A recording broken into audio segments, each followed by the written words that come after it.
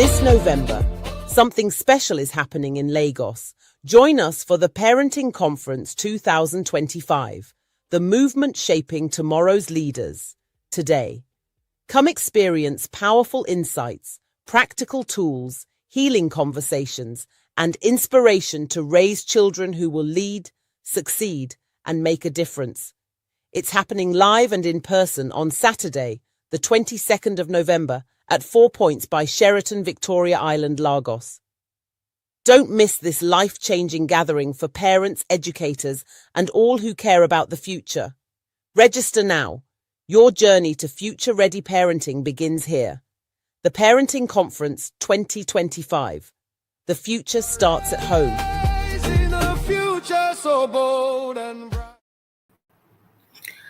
Hello, good evening, good morning, good afternoon from wherever you are from. You're welcome to the Winning Parenting Conference 2025. And this year's theme is Parenting for the Future, Raising Children to Lead, Succeed, and Make a Difference. I am sure you are all excited to be here this session. And I don't know whether some of you were able to make the last session. If you were not able to, please, you can go back and replay.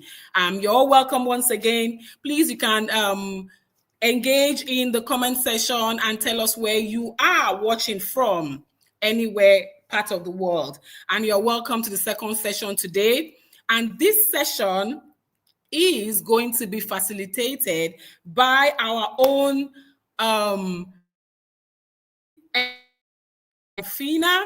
She is a family consultant and a teams coach.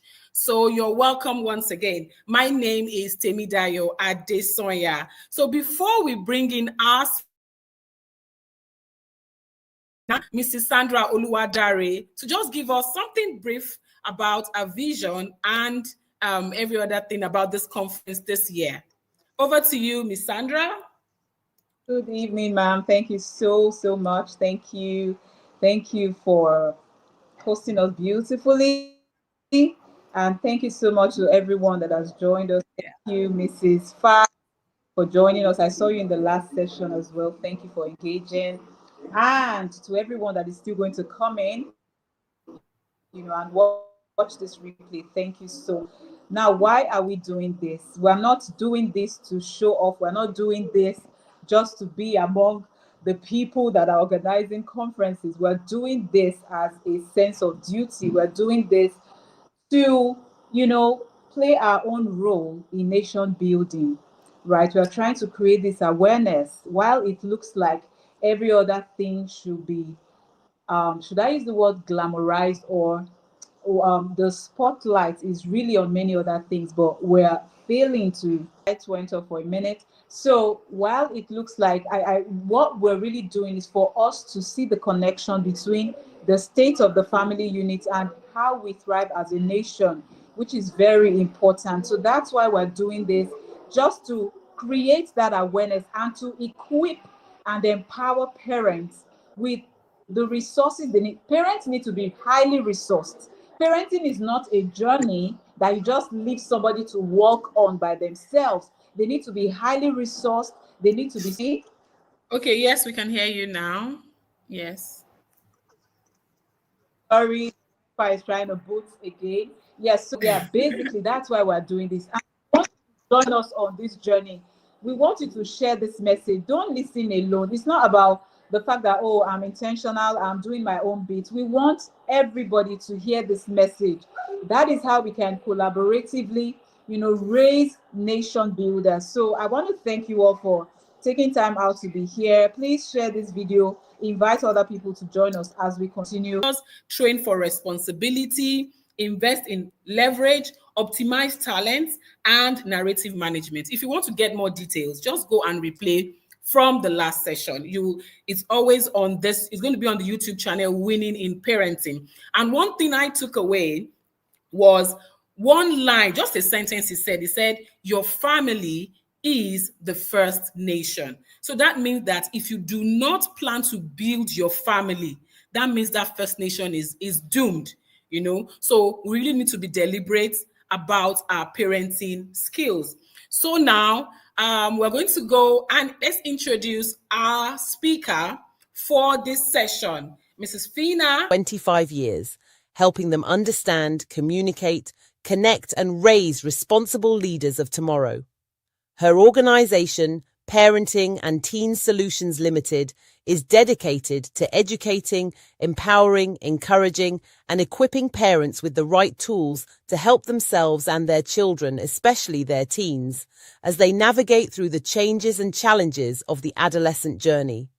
It is her mission to help, support, and nurture the evolving parent-child relationship, disrupt wrong parenting habits and norms, and transform the lives of families. She accomplishes her mission by helping parents do the inner work that disconnects them from their teens and young adults, and parents from a place of purpose, peace, and respect. She is the host of the Parenting Teens Solutions podcast, once listed as a top 10 parenting teens podcast. She is an Amazon best-selling author of the Parenting Teens Navigation System, a global speaker, a church youth leader, a recent widow, and the mother of 4 young adult children. You're welcome, Fina. Thank you so much. You're welcome. You're welcome. Nice to meet you once again, even though I've just been hearing about you, but I'm happy to meet you. So over to you. The floor is over to you. Oh, awesome. Thank you. Thank you so much. And honestly, I'm just very honored to be here. I've been speaking for nearly 25 years, and every time I get to speak, I am still honored and still grateful for the opportunity. Thank you to Sandra and to everyone in the team for Winning in Parenting. This is actually an amazing conference. And I think even before I get started, it's so important, and I think you mentioned it as well, that it's so important that even if your children are not teenagers yet, this is actually for you. Because the world that we live in today, they're not waiting. If you're going to wait for the world to bring up your children, then you're in big trouble, because you can already see what's going on social media, the internet. You can already see what's going on, the voices that are out there. Our children have a lot of voices to contend with. So we are one of the first generations, Gen X and the millennial generation. We are the first generation to learn and unlearn and relearn things in parenting. So if you don't come on board, it's very important that you also share it with other parents, because when PF was talking about nation building, you can, if you just look at parenting as just you parenting, who are your children going to meet when they get married? Because my son recently has gotten married and had a baby, and it's about who do we have in our village? Who do we have as core nation builders? And that's why whenever you're learning anything about parenting, share it with other people as well, so that they can learn and they can bring up their children the way you're bringing up your children, so that in the future, when your children, when they meet each other, then they can continue this nation building, mission that we're all on. So that's what I thought I would start with before I get into what I'm going to share today. So really today, the topic I've been given is leaders in the making. How parents can help children, teenagers, build vision, values, and a voice. You see, these 3 V's is something that I teach young people in my Rise and Thrive Youth Mentoring Academy that I've got. The 3 V's are very important. So when Sandra gave me this topic, I was like, how did that all, it's just very coincidental. But these 3 V's are very foundational to the leaders that we are bringing up. Now, I can't see your comments and stuff, but who amongst you are raising leaders? I want to make sure that I am on the right platform, because this topic is for people who want to raise leaders. If you know your child is going to be a future leader, then you're in the right space. And I'm really grateful for the opportunity to speak on this, because this is my experience. All my children are leaders in their own rights. And so I'm going to be sharing the tools here that I've used in parenting my children. So that's what I wanted to start with. That's one thing I just need to make sure, and I think they are. Okay. So the key really now for us as parents is we've got to really look at what is the current reality of our children today. why do we need to really think about leaders in the making? Why do we need to think about, why do we need to be intentional about raising leaders? Why do we need to even think about their vision, their values, and their voices? Why do we need to do that? We need to do that because I said it earlier on, our children are living in a different world from the world that we lived in. Totally different world. And so it takes you and I and our village to raise these leaders in this society. I don't want parents to think, oh, you know, this world is all gone. Social media is the influence now. How are our children going to grow up? Your children can grow up intentionally in this world, irrespective of the noise, irrespective of the outside voices, because your home is the garden. Your home is the place to nurture them. And you're intentional by even coming on this in this conference. That means you want to raise your child differently. And so you're very welcome here. So we have to think about the current reality. There's rapid digital change. There are schools, peer groups, social media, you know, values, eroded values, things that when we were younger, we used to say, oh, this is the right thing to do. Now in today's world, anything goes. And your children are growing up in the anything goes world. So what should we do about it? What can we do about it? We have to, first of all, look at ourselves as leaders, because you can't be raising leaders without you being a leader. You're a leader in your own right. And when I talk about you being a leader, I'm not talking about your career. I'm talking about your identity. Your identity to your children. Your children are learning leadership skills directly from you. That's where they're learning it from. You are their first leadership class. For a child to believe that they're leaders, they must have people around them who is speaking into their lives. And that is you as a parent, you as a dad, you as a mom. Without your voice as a leader, your children are going to hear other voices. Their teachers, their peers, their adults out there, there's social media, there's the internet, there's so many things they're going to hear. So you've got to first of all recognize yourself as that leader. You've got to recognize yourself that you are building that leadership school for your children. You've got to model what you're saying. You can't, this generation, I love this generation of children, because you can't say one thing, do another thing, and they'll believe you. Now, if you want your influence to stay strong, because you need it to stay strong, if your influence doesn't stay strong, then guess what's going to happen? They're going to contend to other voices. So as a leader that you are, you've got to model what you're teaching. You've got to model it. You've got to be it. It's not about making the noise. It's not about shouting. It's not about control. It's about modeling those values that you want your children to have. That is really, really key. That is really, really key. So I want you to, let's look at now this vision, values, and voice. These are the three pillars in raising these future adults. And I don't want parents to think, oh, my child is only 2 years old. Before she becomes an adult, oh, that's a long time. It's not a long time. My youngest is 19 now. I remember when she was born. So much. So these three pillars, and if you mute as well, yes, thank you. Thanks. So these three pillars as what's going to shape your young child. And what these three pillars are is we're looking at now the vision, values, and the voice. And I'm going to kind of break that down for you. So the vision is about their identity. And at this point, I'm not saying that they need to know their career. They need to know what it is that they're going to do. But as a vision, they need to know their identity. Who am I becoming? And one of the things that I did as a mom is that I spoke leadership into my children. I called them leaders even when they were from even 2 years old. From when they started talking, I called them a leader. So they already knew about that identity. I called them a leader. When I was even correcting them, I was using the identity to correct them. I was using the identity to direct them. I was using their identity to give them hope. I was using their identity to encourage them whenever they had setbacks. Their identity is key. You're a leader. This is what leaders do. If they go wrong and I'm trying to correct them, I say, oh, this stuff you're doing is distracting you from that leader you're going to be.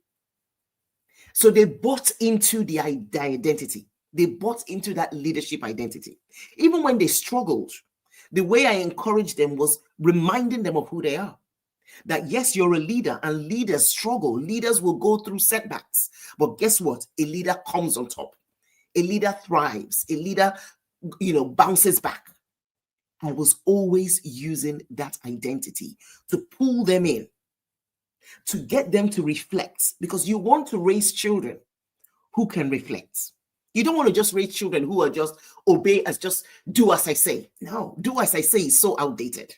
Do as I say is so limited, because if your children keep on just doing as you say without knowing the reason they're doing things, it will blur their vision of life. Many of the issues that we see with many young people today is because they're visionless. They've not been spoken to about their future. I hear many young people, because I'm privileged to be in this position where I work with parents and I work with teenagers. And I hear lots of teenagers ask me, Coach, what is the point? What is the point? They're going through setbacks. They're giving up. They're getting depressed. They're suicidal. They're asking me, what is the point? And what is the point? That question they're asking is because they're void. They haven't got a lot of information about their identity in them. Yes, you can call them a Christian. Yes, you can do that. But who are they as Christians? Who are they? And that's why you must personalize it. And that's why you must treat them as the leaders they are. Because I can't call my child a leader in one sentence and then tell her that she's stupid in another sentence. You've got to watch your language. So in terms of this vision setting for your children, you've got to watch your language. Your language is important. Because if you say something contrary to the identity, your children are going to hold on to what you said and not believe the identity you're calling them. So you've got to be mindful. I have many young people who say, my parents call me this, my parents call me that name. My parents tell me I'm lazy. My parents tell me I would not amount to anything. You need to be mindful of the words that are coming out of your mouth as a leader. You need to be mindful, because if you're not mindful, you blur the vision of these children, and they walk through life not knowing who they are. They walk through life being tempted by different angles. They walk through life not, just being unsure of who they are, falling into different negative peer pressure. That's what's happening to a lot of young people today, because their identity hasn't been spoken to them. Their identity hasn't been modeled to them. They have not been corrected through the lenses of their identity and their purpose. So we need to be very, very mindful of that. If you go to the next slide, why do many children struggle with vision? And I've kind of talked about it in a way. First of all, there's a lot of comparison out there, because they have so much access to the internet, to social media, to all of that. There's a lot of comparisons. So a lot of times children struggle with that vision because there's a lot of comparison. Another reason that they struggle with comparison, if you go to the next slide, please, then another reason why they struggle with comparison is the pressure to fit in. There's always so much pressure to fit in. And so a lot of them struggle with I'm losing track because the slide is not going to what I'm saying, but go ahead. Why many children struggle with vision is the next slide. Okay. They also struggle with vision because of their low self-awareness and low self-esteem. And this is something that a lot of children struggle with. And they struggle with that, again, because of the voices that they're hearing. And that's why as parents, we must be very, very mindful, extra mindful of the words that we're telling with our children. Lack of opportunities as well is one of the reasons why many children struggle. And the fear of disappointing their parents. The fear of disappointing their parents. And parents, when I say this here, I'm not saying that we should not be disappointed, but we should tell our children, encourage our children, that even though we're disappointed, we believe in them. Our children need to know that their mistakes are not the end of the world. They need to know that. They need to know that it's not the end of the world. They need to know that they can still make it. My children went through lots of setbacks, but they still came up on top. They still came up on top. Earlier on this year, my son graduated from Harvard University. after spending 4 years in Harvard University. Did he go through struggles before going into Harvard? Yes, he did. He got rejections. He applied for things. He got rejected. He played games. He didn't win in all the games. But I kept on using that encouragement, the power of words. And that's what he tells me today. He tells me, Mom, one of the things that kept me going were your words. Your words are one of the biggest tools that you have as a parent. Don't fall into the temptation of speaking negative words the way we were spoken to when we were growing up. Because I'll tell you something here, and I never say this to criticize our parents, no, because our parents did the best with what they had. What our parents were survival parents. So the way they parented was based on just providing. The love they expressed was, as long as they provided you a home, as long as they sent you to school, all those kind of things were priority to them. And I'm not saying it's not priority now, but we have an additional layer now. As parents who are parenting Gen Zs and Gen Alpha, you've got to have an emotional language. You've got to have emotional intelligence to be able to raise these children and give them the vision, the values, and the voice that they need. You've got to be aware of what you're saying. You've got to be aware of how you're listening to your children. This is very, very important, because without these values, without this vision nurturing, without this voice nurturing, your children may not be the leaders that you want them to be. And as we say in the Christian world, that's not our portion, isn't it? So we've got to then say, okay, what are we going to do? How are we going to make our children so that they don't struggle with their vision? Don't compare your children, please. On no account. No amount of comparison is motivation. Even if you want to say, go and, oh, your sister reads, I want you to read, like, go and read like your sister. Please do not say that. Encourage them to read without calling their sister's name. Don't say, go and be like your cousin, go and be like your brother, please. Because when you compare them, they struggle with who they are. And when they struggle with who they are, they struggle with who they will become in the future. Don't put the pressure on them. Don't compare them to other people. Don't compare yourself as well to other parents. You are in your own lane. Figure out your own lane. Learn, unlearn, relearn, so that your children don't struggle with their vision. So again, how can we then build our children's vision? Expose them. Expose them, take them out, travel, go to places, go to museums, just expose them away from just their normal environment. Like, yes, they go to school, they come back, go somewhere, even if it's a drive where you're showing them places, you're talking history to them. Just expose your children. Help them discover their strengths. When you notice your children's strengths, tell them about it. Speak to them. You know what? I noticed this about you. I've noticed that you're very good with doing this. Talk about the efforts they put in that stuff. Don't say, oh, you're very smart. No, I love the work, the hard work you put into it. You have to speak about the efforts they're putting in. You've got to speak into it so that that's what they're encouraged to keep on doing and doing.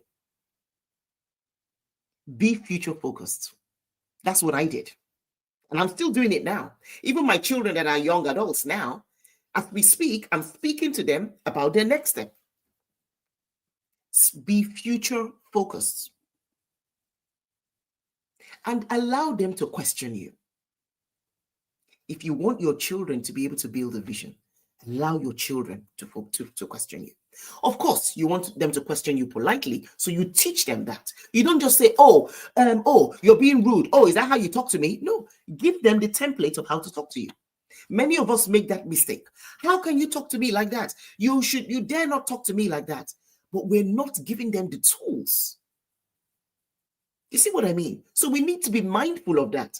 Have you given your children the tools? Because this generation of children, they're very literal. Have you seen those posts maybe on TikTok or so where the mother has said, when the child has said, Mom, where should I put this water, or where should I put this stuff you asked me to do? And the mother sarcastically says, yeah, put it on my head. This generation of children, they will put it on your head. That's how literal they are. So we've got to explain how we want them to talk. We've got to model, we've got to role play to this generation of children the best way to speak to us.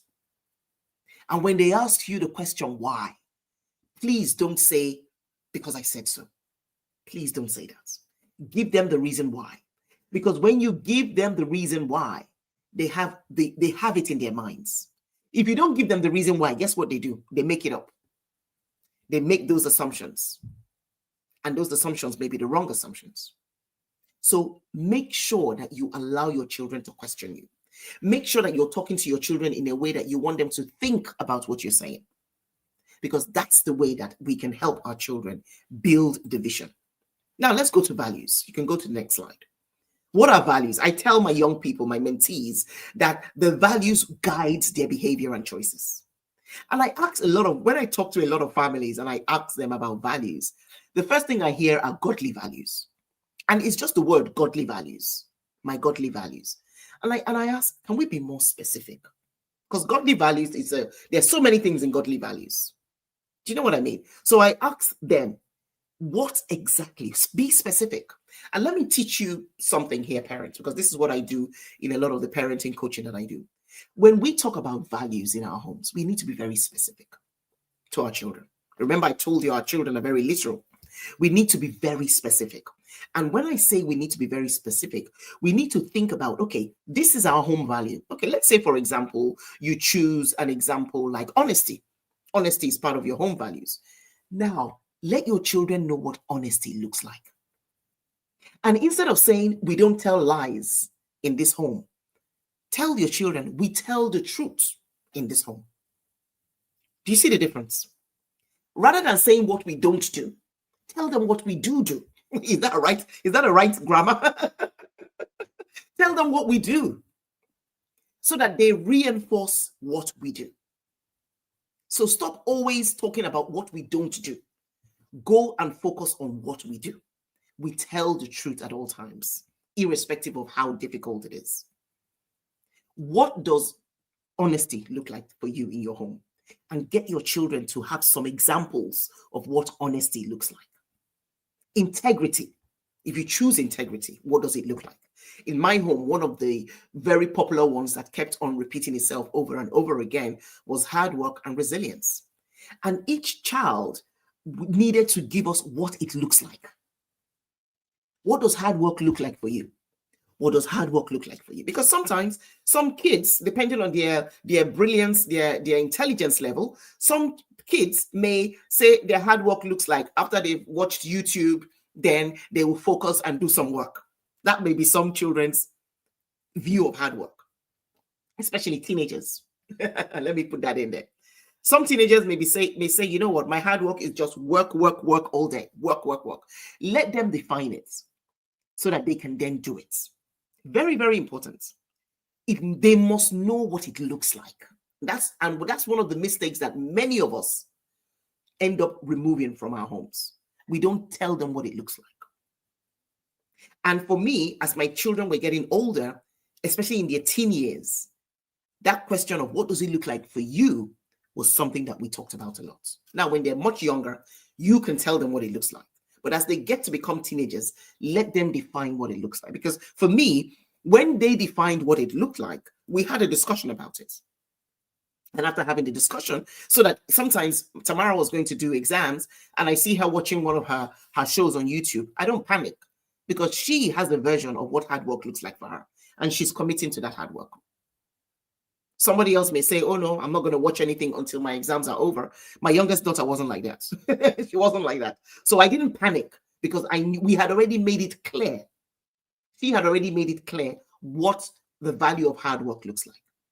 The value of resilience, because our children are going to go through setbacks. And they need to know, because I've coached a young adult who throughout his secondary school, he was just excelling in all his stuff. And then in his sixth form, he failed one of the subjects, and that just brought him down. When I say all the way down, he couldn't handle it because he had never failed before. So he needed a lot of coaching to bring him back up. And that's what happens a lot to many children who have just succeeded and not gone through setbacks. And that's why I encourage parents, don't coddle your children so much that they don't go through setbacks. A setback is actually good for your child because it helps them to build that resilience that they're going to need in life. Their values define their character. So be very specific when you're talking about your values. Be very specific. It's so important so that your children understand it. Your children can visualize what these values are. And because your children have these values in hand, when they go out there in school and someone tells them something that is not part of their values, they'll be so confident not to flow with it. They'll be so confident to say, no, that's not what we do at home. Our home, the Ikeji family, this is what we stand for. And I used to tell my children, you're an Ikeji. Ikejis are this, Ikejis are leaders. That's how we were speaking up till today. So get your children to see your values and don't make your values like rules. Yeah. A lot of us confuse values and rules. I'm not telling you don't have rules, but make your values as the behavior of the home and you be included in those values. So if I'm telling my children resilience, I need to show resilience as well. If I'm telling my children hard work is as part of our values, I need to model hard work. And then what I do with teenagers is that I talk about it even more. Like if if something happened at work that I saw myself being resilient, I give them the scenario. I say, guess what happened today at work, guys? You will not believe what happened today at work. I had to do this, and then this person gave me a hard time. But you know what? I told myself, I said, no, we're going to overcome this. We're going to get this. We're going to overcome this. I tell them literally. So we talk about it. And even when they're telling me about their setbacks, they tell me how they overcame that setback. Those are the kind of conversations to have with children as they're getting older. Because you make it very practical. It's not about all what you're saying, all the rules that you're making. No, don't focus too much on rules. Focus on the values. Focus on modeling those values. They're very, very vital. And that's part of the foundations that builds your children's leadership skills. The next slide, why do these values matter? I think I've already shared why the values matter. So we can skip that bit as well and go to the next slide. Values will just make your children really, to be honest, make better decisions. And it's so important. And also build the internal strength, which I've talked about earlier on. How do parents build these values? So remember the why behind it. That's what I shared. The why behind it, making sure that they understand what it looks like. They have to understand what it looks like. They have to see you modeling it. This generation of children, if you're not modeling what you're saying, it's going to go in one ear and get out of the other ear. You've got to model it at all times. Very, very important. And then also reinforce small wins. When they get it right, praise them, give them a high five, do something. I'm not telling you go and buy the world for them when they model it, but just small wins, even wins in the words that you share with them. I'm very proud of you. I saw how you put that into practice today. I'm really proud of you. That's going to help a child's confidence and self-esteem. So really speaking it and avoid shaming. Avoid the language of shame. Because this generation of children, they're very different. Do you agree? They are very, very different. Avoid the shaming language. We grew up with a lot of shame culture. I remember being in a conference earlier on this year, and the teachers were, they were all kind of reminding themselves of old school rhymes, and they brought up this song. I can't remember. I can't even remember it now, but I remember just when they were even singing it, I was cringing on my thing, like, oh my God, so this song. And even now, hearing the meaning, Olodo Lakpata, something to do with that. I can't even remember the song, but I remember that these were the kind of songs that they sang when we were kids. So you can imagine a child being sung that kind of song in today's world. I hope that's still not happening. Honestly, as the teachers were singing it, I was like, oh my God, because that was no. We cannot do that anymore. So please, if you are frustrated as a parent, and I'm going to be quite practical, if you're frustrated, if you're angry that your child has done something, you've said something to your child and the child hasn't done it, please, I'm actually pleading with you. Do not talk in that moment. please don't talk in that moment. Go and calm yourself down. Go out, leave the room, tell your child, we'll come back to this later. Please. It's so important. This thing I'm saying now is so important because in our frustration, in our anger, we have said words that has dug deep into our children's souls. And so now you hear many young adults talking about what their parents did when they were children. And parents today are feeling, you're not grateful. Why are you not grateful? I provided for you. I took you on holidays. I did this. But it shows you what matters a lot more to children. It shows you that the words of your mouth, the way you react to them, the way you speak to them, that matters more than the home you're providing for them. They're not being ungrateful. They're sharing their hurts. They're sharing their childhood traumas. Don't dismiss those conversations. There was a question, and PF answered that question when somebody asked, what happens then when our children are now youths and that we hadn't done the nation building when they were younger? And PF gave a proper, tactics of what to do: apologizing, open conversations, resetting the pace for now. What do we do as young adults, even if they don't live at home with you? We have our values conversations and goal setting conversations. We have it on Zoom because I have 2 kids who are in the States and 2 of my kids here in the UK. So we have it on Zoom, and PF talked about Zoom sessions. So we've really got to think about this when we're talking to our children. Very important. If you're someone who gets very angry, if you're someone who gets very impatient, that's not the time to advise your children. They won't hear you. All they can see is your anger. All they can see is your anger. And if you want our children you want to help our children build these values, your behavior is very key. Don't think that, oh, I'm the adult, so I can talk. I'm the adult, that's why I can talk. No, you've got to model the behavior that you want from your children. And that starts with your values as well. Okay, so very, very important. And the voice. What is the voice? You can go to the next slide. The voice is not about being loud or being rude or talking back. No, the voice is actually the child's ability to express their thoughts, their feelings, and their opinions respectfully.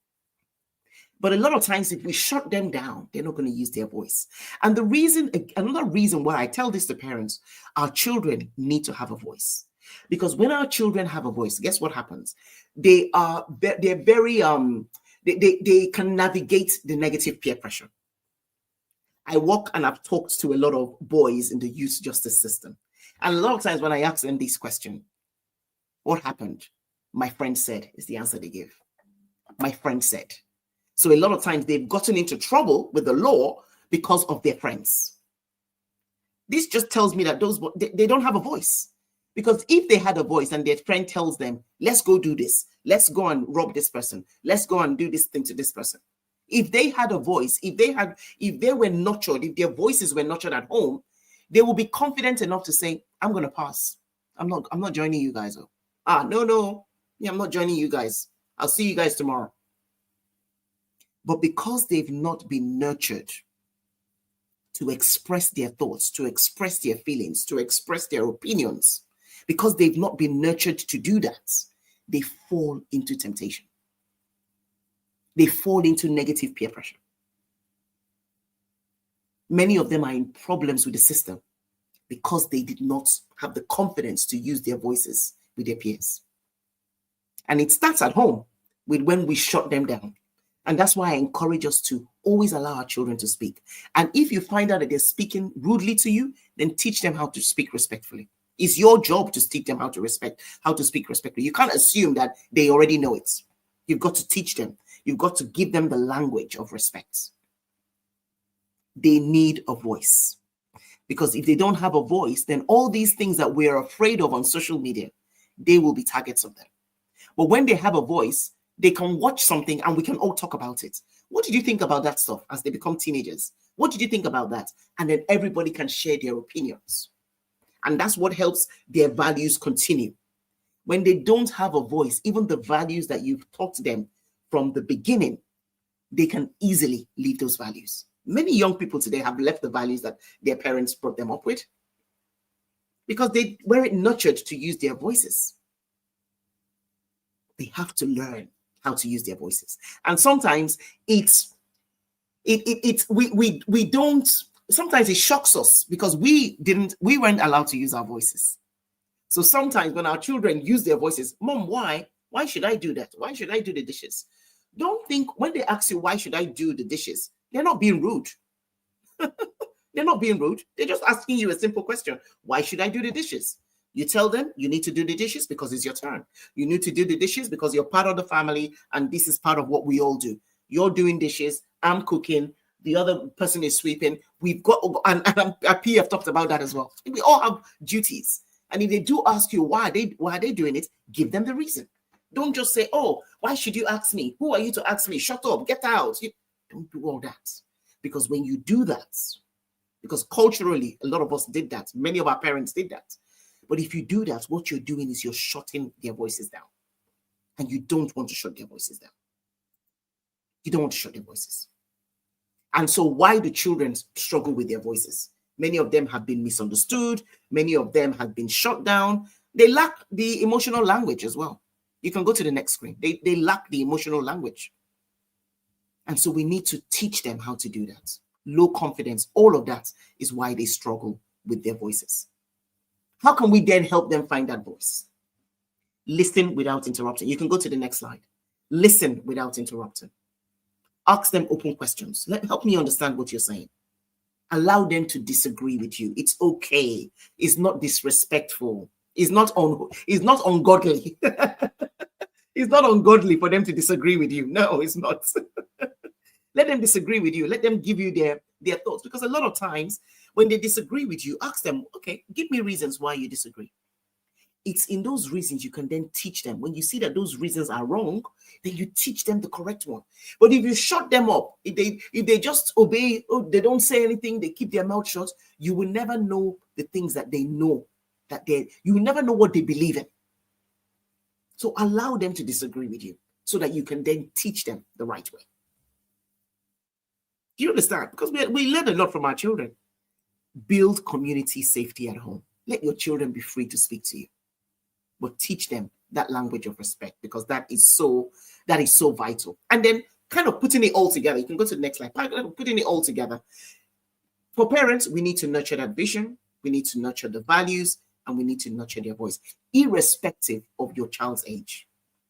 Irrespective of your child's age, but especially as they come into teen years. And I'll tell you something about the teen years. A lot of times we've raised our children so well between 0 and 12, and we think that those are the same values and skills that they will just, automatically become adults with those skills. The teenage phase is another phase where you need to reiterate those values. Don't make the assumption that because you taught them those values before they were teens, that you don't need to do anything else in their teen years. No, the teen years is another stage, because it's from the teen years that our children form their identity, they form who they're becoming, they form their vision for the adulthood. Don't skip the teen years. And don't use the same method you used in their younger years in their teen years. The teen years is you're a totally different parent in the teen years. And that's one of the mistakes that many parents make. They want to stay the same parent. Oh, I'm your mother. I will always be your mother. No one's saying you're not going to be their mother. We're just saying you're going to be a different type of mother. A teenager's mother is different from a young child's mother. A teenager's father is different from a young child's father. Now there's a lot of collaboration. Now there's a lot of talking. Now there's a lot of ideas being listened to and spoken back and forth. It's now less about control and more about collaboration in the teen years. Because in those teen years, that's when they're forming who they're becoming. It's from the teen years they become the adults that we want them to be. So those teen years are very, very important. You've got to see your child through their potential, not through their behavior, through the potential. There was a post I shared recently, and I said that a lot of the misbehaviors that we see from our children, it's not because they want to be defiant. It's because they lack the skills. So they lack the emotional regulation skills. They lack those skills, communication skills, to articulate the reasons why they've done something. Start to look at your children through the lens of their potential. Each and every one of our children have great potentials. Each and every one of our children are leaders. Call your child a leader. Let your child know that they're leaders. And I had someone that questioned me one time when I was talking about this. I said, but if everybody's going to be leaders, who's going to be the follower? And I smiled and I said, call your child a leader. Your child is a leader in their own lane. Somewhere else, they may be a follower. Somewhere else, they may be a mentee. Not a problem. But you call your child a leader. Every child is a leader. Every child was born a leader. So don't listen to those voices that say, oh, if everybody leaders, then who are the followers? Just focus on your child being a leader. Each of your children in your homes are leaders. And they need to know that, because they will lead in their own spaces. They will lead in their own sphere of influence. They lead, they're leaders. You got to speak it, you got to model it, and you've got to really hold on to it, even in times when they do things wrong. Still call them that leader that they are. Create weekly check-in times with your children. Even if it's every week or every 2 weeks or every month or every quarter, always create check-in times with your children. See how they're doing. See what they struggled with. See how they've overcome those struggles. Speak about it. Let that be the language of your home, so that your children know that if they go through things, there's a time where we're going to talk about it as a family. Celebrate their progress. Any progress your children make, celebrate it. Very, very important to celebrate it. And give them responsibility gradually. That these are some action steps that we need to take. Give them some responsibilities gradually. Let them know that their responsibilities is because we're a team in this home. Every child needs to hear that. It's so important for every child to hear. And I think just as a word of encouragement, and part of my final words is that you don't even need to be a perfect parent. You don't need to be a perfect parent. You just need to be very present with our children. You just need to also remember that you must be someone who is open to learn, unlearn, and relearn. I love that Alvin Toffler's quote, and I always share it. And he says in that his quote that the illiterates of the 21st century, they won't be those who cannot read or write. No, they're going to be those. The illiterates are going to be those who are unwilling to learn, unlearn, and relearn. And I say this in parenting, that parenting is a cycle. There's a cycle that it happens in parenting. We're learning, we're unlearning, and we're relearning. It's a continuous cycle. If you're in a stage in parenting where you're not unlearning, then you're not doing parenting right. If you're in a stage in parenting where you're not learning, unlearning, and relearning, you're not winning in parenting. So even from this conference, and even from this topic, this segment that we're in, I'll encourage you after this segment, if you want to rewatch it again, rewatch it, but note down things that you're now learning from this. Note down things that you're unlearning from it. Go to PF's session as well. What have you learned from it? What are you going to unlearn from it? What are you going to stop doing? What are you going to learn to do more of? That's where this learning stuff comes from. Don't just come to a conference, listen, and then just go your way. Make notes of what you're going to do differently from this conference. That's what's going to make your time here worthwhile. We're no more in the years or in the days where we do not be intentional, where we're not intentional about parenting, where we're not conscious about parenting. No. We've got to be so conscious in our parenting now. Because the world as we see it, you know what the world is like. And your children who are born leaders need to know that their parents are growing, need to know that their parents are learning and unlearning. Because if you're not learning and unlearning, then what gives you the audacity to tell your children to learn and unlearn?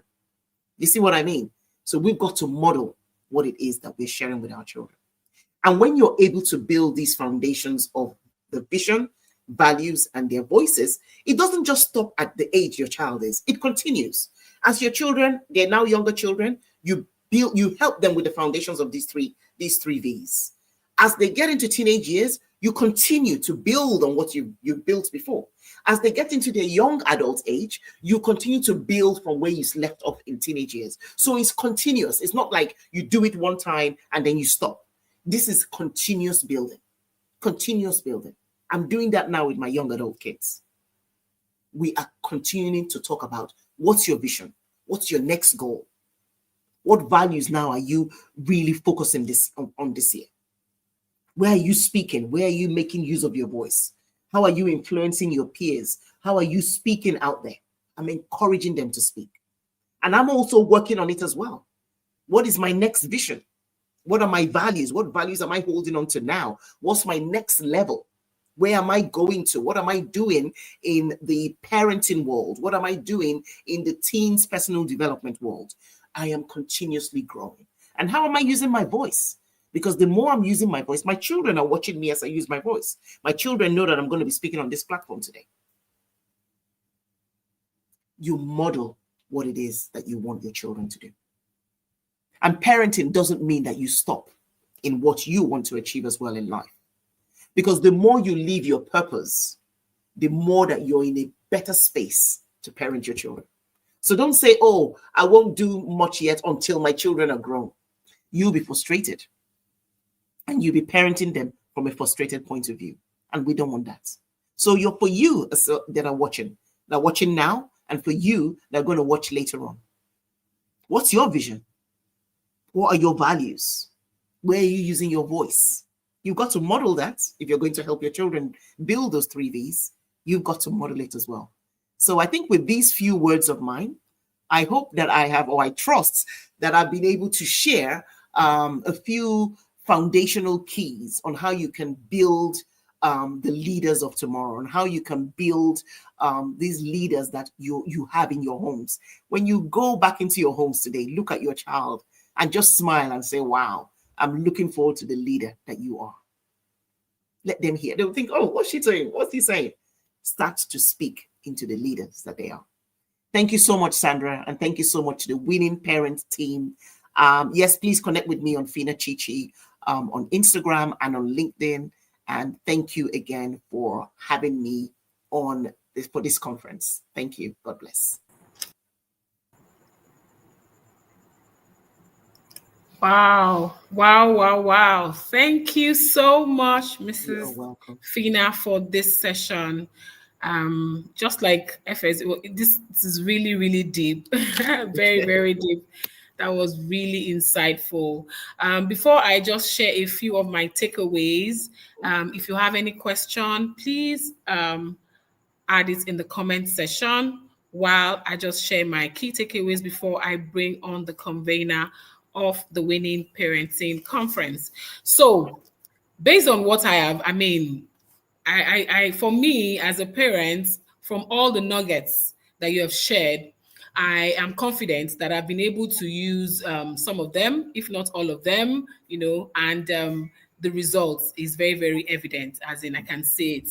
So just like I said, you talked about visions, values, and voice. How do we as parents, what's our vision? What are our values, and how do we use our voice? So once we as parents understand that, it's very, very easy for us to transfer it to the children. So, and one of the things I also learned is you have to model what you're teaching. Model, that's very, very important. Very, very important. You have to model what you're teaching. If you're teaching hard work, how are you showing that you are hardworking? So, and there was another thing you said that I know that works for us, I and my husband for my son. My son is 21. He just graduated from university. So, there was a time he had challenges with course. He was able to tell us, okay, this course, I failed it. And we didn't have to tell him. Even when doing his results, we don't ask him, where's your result? He will just, when results are out, he presents it. So I believe it's the way we made him, what we taught him, what our values are. He knows what the values are, and he understands it, and he sees it. So whatever you're modeling is what your child will take. So then also with the values, you have to be very specific. How specific are we with the values we want to instill in our children, and how specific are we even modeling that value? Those values, modeling it I think is a major thing here. Whatever you want to teach the children, you have to model it. And Children need to go through setbacks. So Yes. there's this mindset that, oh, he's a child. Oh, we shouldn't cuddle them. They need to go through setbacks. Yes. They need to, because we also have to tell them, these are the setbacks I am going through. And as Absolutely. humans, that is exactly what you can also go through. And it doesn't mean you will die. You are not going to die. Yes, you're going to remain stronger. You're not going to remain stronger. Yes. And allow the children to talk and express themselves, just like you said, respectfully. Yes. And for them to be able to do that, you have to teach them. Yes. You must teach them how to be respectful about expressing themselves. Yes. And check in time and talk about challenges. Yes. Checking in time is very, very important, because don't just assume you sent your child to school. Oh, he's okay. Oh, he's doing well. Oh, I've sent him money. He should be fine. It's not about money. You need to check. Oh, how are you feeling? What's happening to you? I'll just share. I call my son once in a while. Tell him, oh, today I'm not feeling too well. Today I'm a bit down. Something happened at the office and I wasn't happy about it. And sometimes he even advise me, tell me, okay, do it this way. Do it this way. And that's because I've been vulnerable. And he knows that mommy will go through challenges, definitely. So I too can go through challenges. So Fina, it was very, very awesome. And I really, really, when I was just seeing all the nuggets, I was like, wow, maybe there's a few that I may have to improve on, because we're not perfect. I am happy. And I'm happy as a parent that I have been able to use these nuggets. And my son turned out very well. That I am proud of. I'm not going to say I'm arrogant. I am very, very proud of that.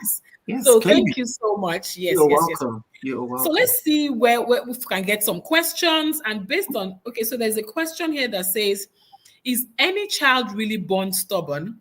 And if they are, how do you handle such a child?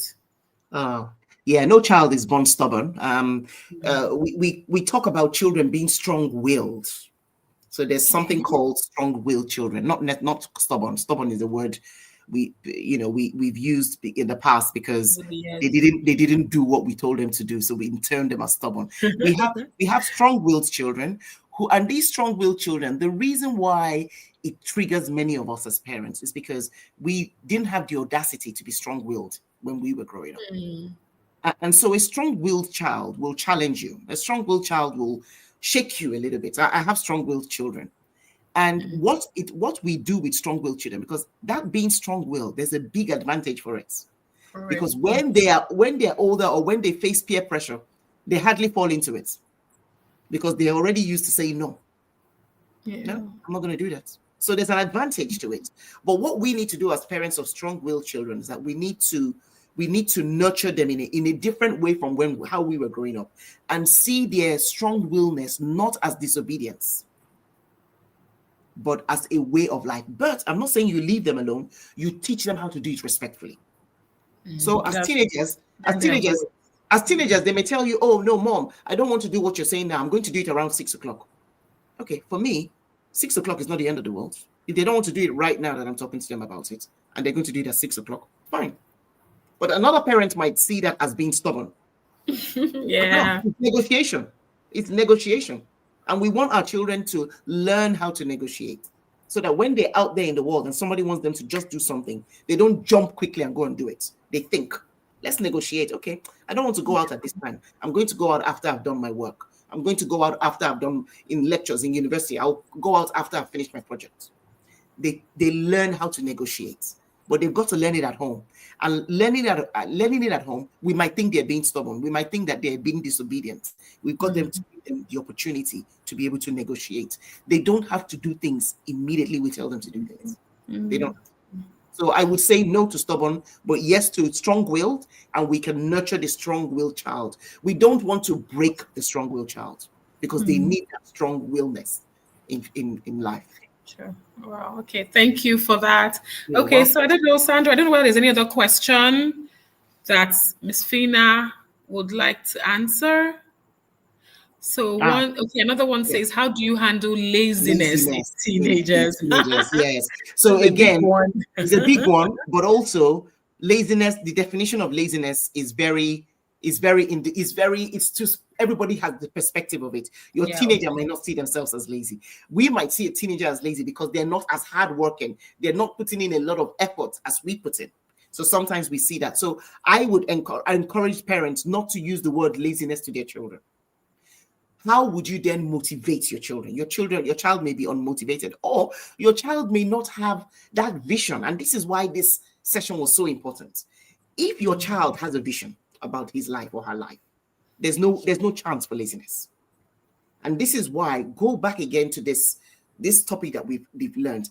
Start to build their vision to those teenagers. Start to build their values. Teach them values. Create values. Let you guys talk about values. Tell this your teenager. Let's choose at the end of this year now, or the early next year, as our goal setting session. Everybody choose 3 values that they're going to show up with next year. Now it's them, because they've created and they've chosen those values. It's up to them to live those values. And then you can even have your own home values that everybody must have. Hard work, resilience, all that. And let that be the stable ones. How does it look like? If hard work is part of it, let your teenager tell you what hard work looks like. And let your teenager start to model what childhood looks like. You encourage your teenager. You don't shout at your teenager for that laziness. Encourage your teenager. Tell your teenager, okay, these are the values that you've chosen. How are you going to show up with those values? And when you notice them showing up with those values, praise them for it. Give them a high five. Tell them, I noticed what you did. I noticed how hard you worked the other day. I'm really proud of you. And you go your way. That laziness, you will not even feel it anymore, because you've encouraged them, you've affirmed them, and you've given them the tools. Those values, they need those values. Without those values, without the vision, without the voice, yes, teenagers can get lazy because they have nothing that they're aspiring to. So the 3 V's will help in that situation. I trust that helps. Wow, absolutely. That's a very excellent way to put that, because when I said it's a big one, I know I also work at the teenage church, church in church, the teenage. So these are one of the things they always talk about, as in, oh, lazy. When my mommy says I did not do this, okay, I said I would do it, but I will do it later, just like you have mentioned. So negotiating. I hope our parents are listening to that, because people may not. I doubt if a lot of people will agree with that. They'll tell you no. They have to. There's different walls. Yes, there's a different walls. I want you to do it. Yes. Wow. Okay. Thank you so much. So Sandra, over to you. Thank you so much, man. Wow. Honestly, it's that session was very reflective, and I believe as parents listen or watch the replay, they would have a lot of take homes, because it was like an audit session where you really to look at what you're working with. It's very easy to point fingers at children, especially like the explanation you gave about somebody being labeled as stubborn. We always have our own point of view where we're parenting from. And most times we don't really want to look at their own point of view. I love to say to parents, from time to time, flip the switch and see if you can wear the shoes that you're making the child wear. If we can help us to see the world through their eyes sometimes, really understand how they feel about some of this. I loved what you said, so many grounds. It has really been very insightful. Thank you so much. I also love when you talked about parenting being a cycle. You are unlearning, you're relearning, you are because it's just like when a software is installed. If that software is not giving you the result you want, it may damage your computer or whatever it is, and until you take time to uninstall that software, you go nowhere. Sometimes we just have these ideologies. This is how my child to be, but we're still outdated software. We still carry software cannot child thrive, and so it's like a war where these children are resisting, and we're like, oh, the child is stubborn, but no, we're not meeting at a point. So this has really been so insightful. We would listen again, I believe, and I know that this is going to birth a rethink. It's going to birth a transformation in parents' journey. Thank you so much, ma'am. Thank you for You're welcome. spending with us. I know this is a busy time for you because hello everyone. She is the latest glamour in town. Grandma, yeah. Congratulations. Yeah. Thank you. Yeah. Congratulations. One of the things that really is really to Mrs. Fina, I've known her for a couple of years. She's been very supportive of Winning in Parenting. She's spoken at a couple of our conferences. I was looking at her children, even though it was just online, and especially Tamara. I saw how she nurtured. She's this theater person, this performer. She wants to do all of those things. And I'm like, oh my God, I love this because my daughter is also a performer and all of that. I loved how she was pushing her, then her son, he went to Harvard and he was, I don't know what that thing is that he Hammer through. throws. Oh my God. And Oh, okay. he got so many awards. I'm like, oh my God, this is what we're talking about. It's not about, just being single faced in one direction that, oh, for you, you must do this. I mean, there are many other creative things that our children can excel at. And I'm just so happy to know you and to learn from you as well. Thank you for blessing us with this rich knowledge tonight. And Thank to you. all our listeners, thank you. Thank you so much for coming. Let's release Mrs. Fina.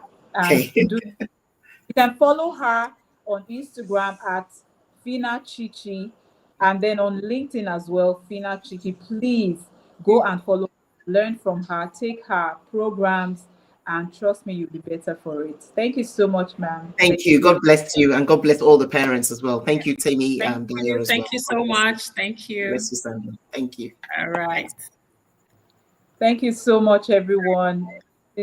Temi Dayo, thank you. Thank you for hosting this session so beautifully. Thank you for just driving the conversation. It was so I enjoyed it. I really, this session was really calm, and I was just reflecting.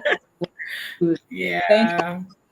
And to our listeners, we want to thank you for spending time with us. We're doing this for all of us because family is it is the crux of the matter. Family is the bedrock of society, and whatever we want to see, that change really begins from our homes. It begins in our homes. That is what we're just trying to drive. That is the narrative we're trying to push, that the work lies in our hands. We are not just birthing children, but we are following through. We're letting our children know that there is a king in you. You are a leader. And we are here to call forth that greatness. Because if we don't call for the greatness in our children, that means, who are we raising? Are we just going to be raising Yes. people? No, we are more than that. Our children are much more than that. They carry what they carry. Like Pierre said earlier, when God is answering prayers, He is sending those answers in children. Those children right now, they carry solutions that will shape culture, that will shift, that will put them on the world center stage. So it is our duty to call forth that greatness and nurture that potential. And I believe that this will spur us to do the right thing. And for those that have been doing the right thing, it will just encourage you to keep at it, especially after hearing testimonies about Mrs. Fina's children and Mrs. Temidayo's children as well. I also have my own testimonies, So it really pays to be a conscious parent. So thank you so much, everyone. Thank you. Thank you. Mrs. Temidayo, over to you. All right. So thank you everyone for joining. If you want to if you didn't join the first session, please go back to and replay. Just go to YouTube and search for Winning in Parenting. And we continue tomorrow with 2 other sessions. Please don't miss it for anything. Don't miss it. So the first session starts by 4:30 p.m. and the second one starts by 6 p.m.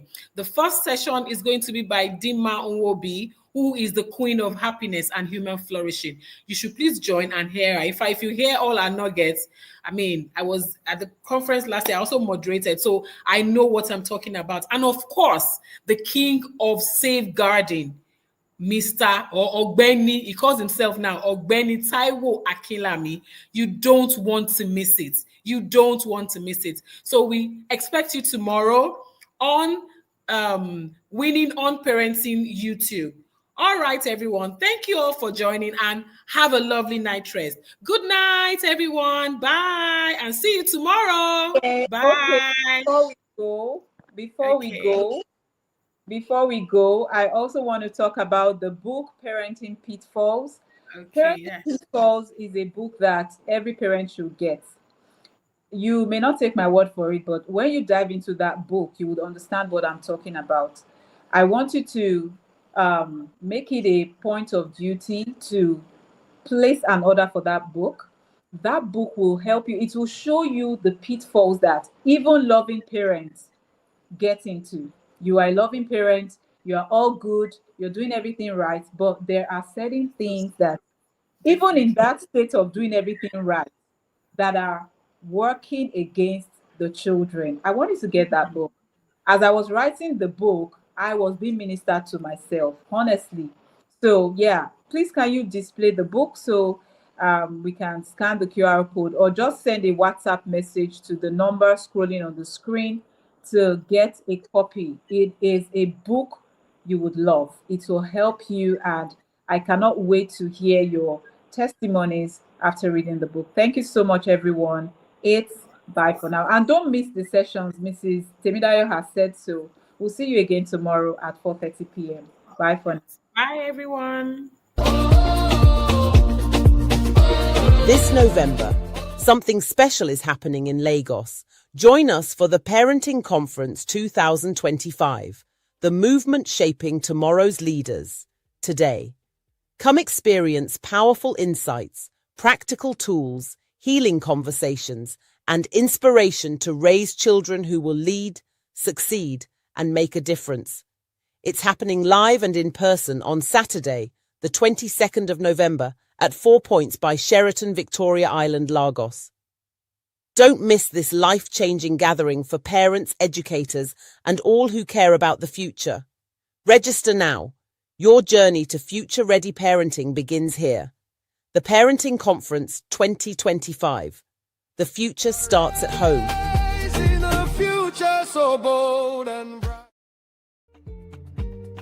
God's perfect plan is divine in hand, building a future so strong and grand.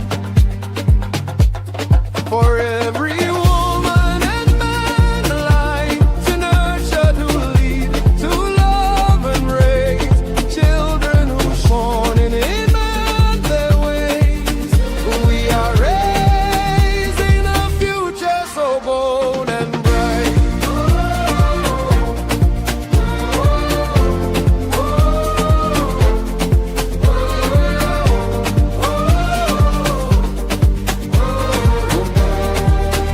We are raising a future so bold and bright.